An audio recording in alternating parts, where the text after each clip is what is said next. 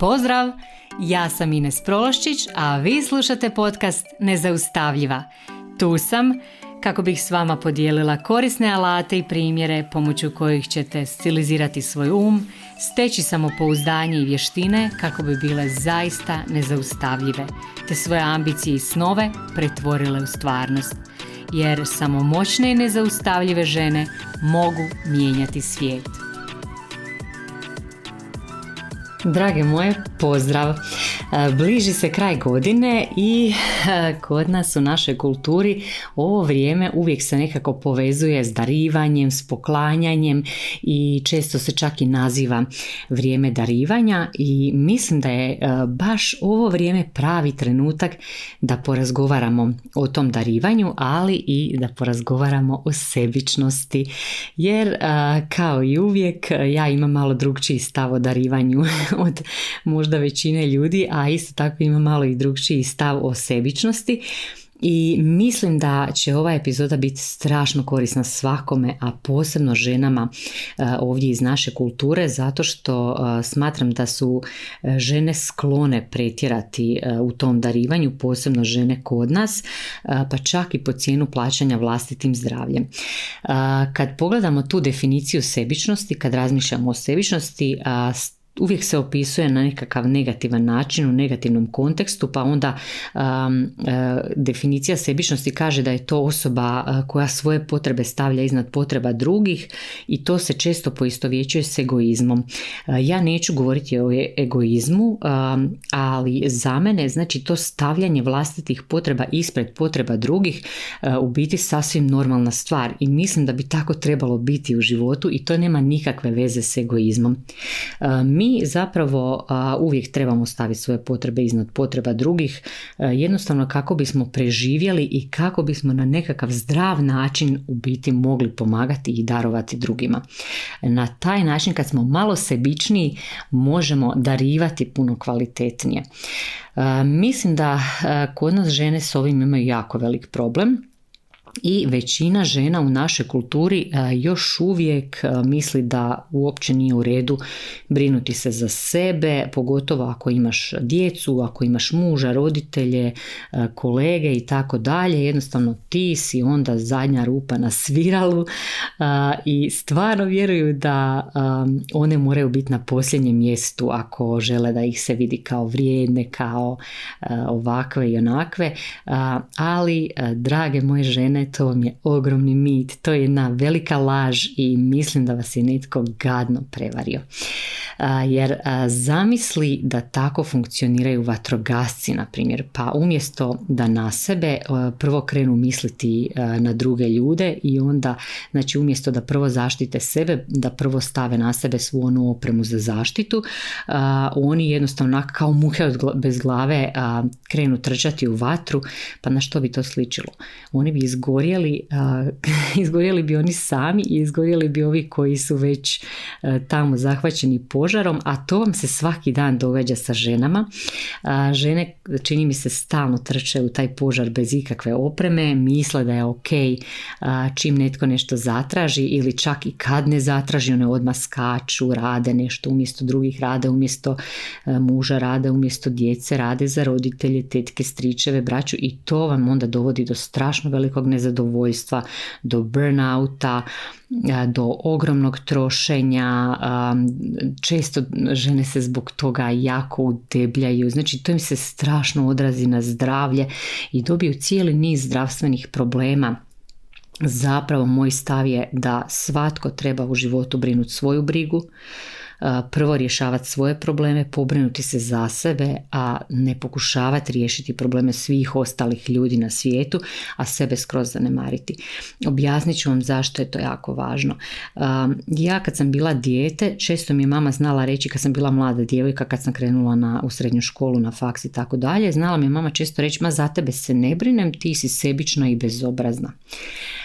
Sad ću iskoristiti ovu priliku da kažem svojoj mami hvala ti mama. Jer ja sam iz tog izvukla jako puno dobrih zaključaka u biti. U biti to što se ja bavim isključivo svojim poslovima i što se ne zamaram poslovima i životima drugih ljudi, moja mama je nazvala sebičnim, a to što se zauzimam za sebe je nazvala bezobraznim. I rezultat tog mog ponašanja, kak je moja mama rekla, sebičnog i bezobraznog, je bio da zapravo moja mama se nikad nije morala brinuti za mene. I kad razmislim sad malo o tome, pa ne bi li onda bilo super kad bi svi mi na taj način bili sebični i bezobrazni? Jednostavno bi otklonili razlog za brigu kod drugih. Zar nije divno znati da kad se zauzimaš i brineš za sebe, drugi ljudi mogu imati relaksiran život, imaju manje briga, mogu se baviti nečim pametnijim, nečim što njih veseli. Djeca su nam na taj način puno sretnija i zadovoljnija, jer dragi moji ljudi, nema vam goreg nego kad imate djecu, a vi ste rastrojeni i nezadovoljni, i za djecu nema goreg kad imaju rastrojene i nezadovoljne roditelje. Djeca koja gledaju svaki dan takve roditelje jako puno pate i zato smatram da bi po toj logici bilo divno kad bismo svi bili malo sebičniji na ovaj način i ove praznike probajte razmišljati malo na taj način, jer mislim da je to jako dobro za zdravlje svih. Kad se ti brineš o sebi, tvoja djeca onda vide, ako imaš djecu naravno ili drugi ljudi oko tebe, znači kad se ti brineš o sebi, oni vide da imaju stabilnu, recimo ako imaš djecu, djeca vide da imaju stabilnu majku koja je zdrava, koja im može biti oslonac, može im biti osoba od povjerenja, čvrsto stojiš tu za sebe i za druge i mislim da je to divno. To djeci daje odličan primjer za život. A s druge strane, kad si rastrgana, kad stalno pokušavaš voditi brigu o drugima, brineš se za sve, radiš za druge, sebe zanemaruješ, pa onda postaneš nezadovoljna, zabrinuta, stalno nešto overtinkaš i okljevaš. To vam izgleda kao da vrludate po cesti i samo što ne izletite s ceste. To je strašno opasno ponašanje. I mislim da je istina i taj neki pravi put uvijek se nalazi negdje u sredini, negdje između. I u biti kako biste bile najkorisnije za sebe i za druge, prvo se trebate pobrinuti za sebe. Jer ti ne možeš stalno grabiti vodu iz praznog bunara. Tek kad je bunar pun, on može dati vodu drugima. Drugi se mogu napiti vode. Kad presuši bunar, to je onda to. Nema dalje. I sad kako odrediti tu finu granicu za neku zdravu sebičnost? Pa prva stvar koju trebamo riješiti sa sobom i s drugima je, znači, daj prvo sebi pa onda drugima. Prvo plati sebi, pa onda plati drugima. Što to znači? To znači da trebaš riješiti prvo svoje probleme, da trebaš brinuti svoju brigu prvo, pa onda možeš odlučiti kad si ti sebe sredila, kad si ti sređena osoba, zadovoljna sa sobom, kad imaš puno za dati, onda odluči možeš li i želiš li nekom pomoći, želiš li nekom dati. Evo, imala sam nedavno opet jednu priču, razgovarala sam s jednom mojom jako dragom osobom i sad ona kaže, nedavno je dala jednom prosjaku novce, on joj je rekao da treba novac za nekakve lijekove za majku svoju i onda ona njega vidjela kako on pije u kafiću. I ona je pobjesnila, zbog tog je bila frustrirana, došla je do njega, ispsovala mu je svašta i još poslije toga, znači prošlo je valjda mjesec dana nakon toga, ona je i dalje bila ljuta zbog toga i frustrirana. I sad pazite vi kako je to, koliko tu ima slojeva krivih.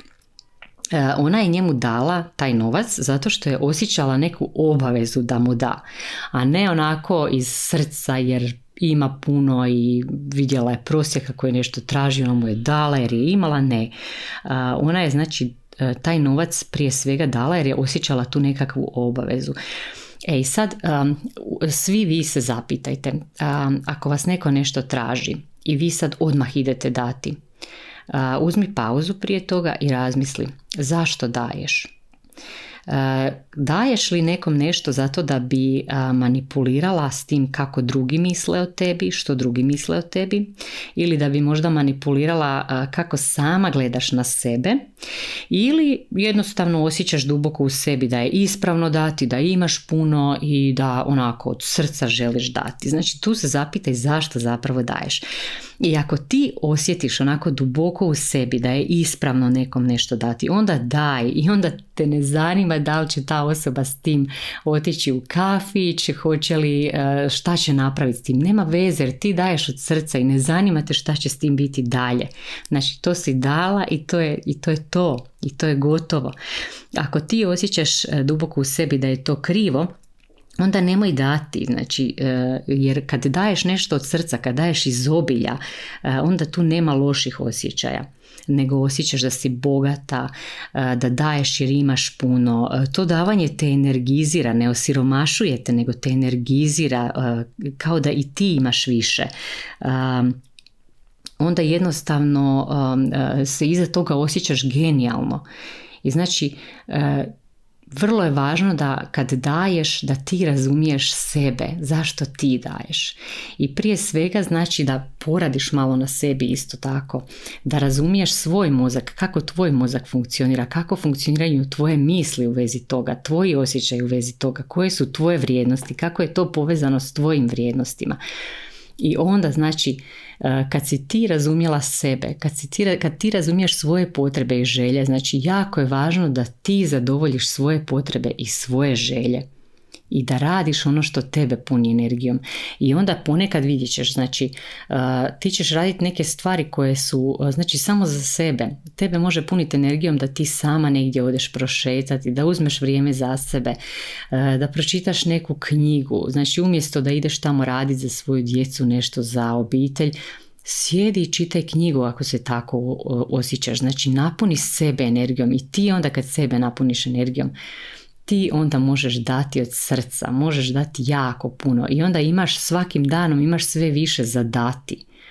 I u tome je znači poanta da nikad ne daš ako se stvarno ne osjećaš onako da imam jako puno, želim dati i osjećam se genijalno u vezi toga. Znači to je jako važno.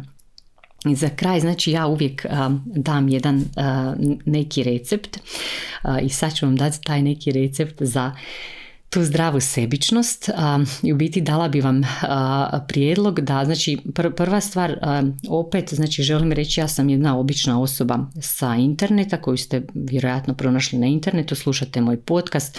Ovi moji podcasti nisu ništa ono uklesano u kamen, nešto što se mora i tako dalje, znači od ovog uzmite ono što vam služi, ono što vam koristi, a ono što vam ne koristi naravno odbacite, filtrirajte, zaboravite.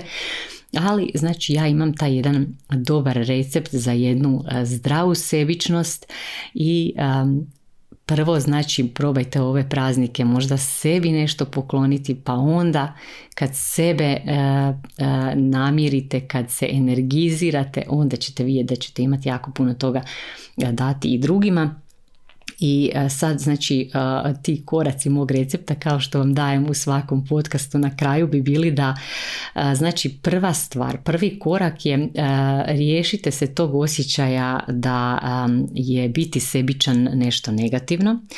Znači kad si sebična to nije negativan pojam, to znači da prvo sebe štitiš, da stavljaš onu zaštitnu opremu prije nego što ideš spašavati druge iz požara, jer što vrijedi sve ako svi izgorite, ne vrijedi ništa. Znači prvo zaštiti sebe energiziraj, radi neke stvari koje će tebe napuniti energijom, koje će te dovesti do toga da se ti osjećaš da imaš jako puno za dati, radi nešto za sebe, odvoji vrijeme za sebe, to je jako bitno. Onda druga stvar, ako i dalje misliš da je ta riječ sebičnost da je jako loša, zamijeni tu riječ nekim boljim riječima. Recimo za mene taj pojam sebičan uključuje puno više toga, znači to uključuje i zauzimanje za sebe i brigu o sebi.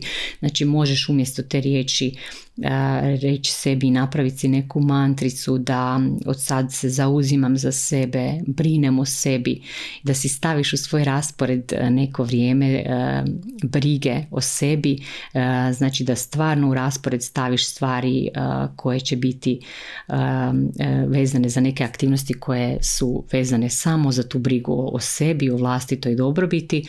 Da bi to mogla raditi dobro, ti moraš sebe dobro upoznati, moraš u biti znati koje su to tvoje potrebe, koje su to tvoje želje i što je to što tebe puni energijom. Tu će ti možda biti dobro i da malo porazmisliš o tome, da možda pišeš neki dnevnik, neko vrijeme, da malo promisliš stvarno što ti zapravo želiš, što tebe veseli, što te energizira. Ispiši nekoliko stranica u vezi toga i onda si izaberi neke stvari s tog popisa i to radi. Onda treća stvar koja je jako važna, nemoj ništa nikom davati dok se ti ne osjećaš fantastično u vezi toga. Znači kad se ti osjećaš fantastično u vezi toga, onda daj što god osjećaš da trebaš dati. I posljednja stvar, ako ti sve ovo zvuči strašno, onda posveti jako puno vremena radu na sebi, znači posveti malo više vremena otkrivanju u biti što te veseli, koja je tvoja neka životna vizija, životna svrha i kako bi u biti prije svega došla do faze da možeš na ovaj način razmišljati. Za kraj nadam se opet da vam je i ova epizoda bila korisna, da će vam koristiti. Podijelite ovu epizodu s drugima, poklonite ovu epizodu svojim mamama, tetkama, svim osobama za koje smatrate da bi im godilo da budu malo sebičnije u životu, da malo misle na sebe i da rade malo više nešto za sebe, pogotovo sad prije kraja ove godine. Zaključimo ovu godinu s malo više brige o sebi i uživajte u slušanju, uživajte u dijeljenju, ostavite mi review ako slušate ovo preko Apple podcasta, a mi se čujemo opet sljedeći četvrtak. Pozdrav!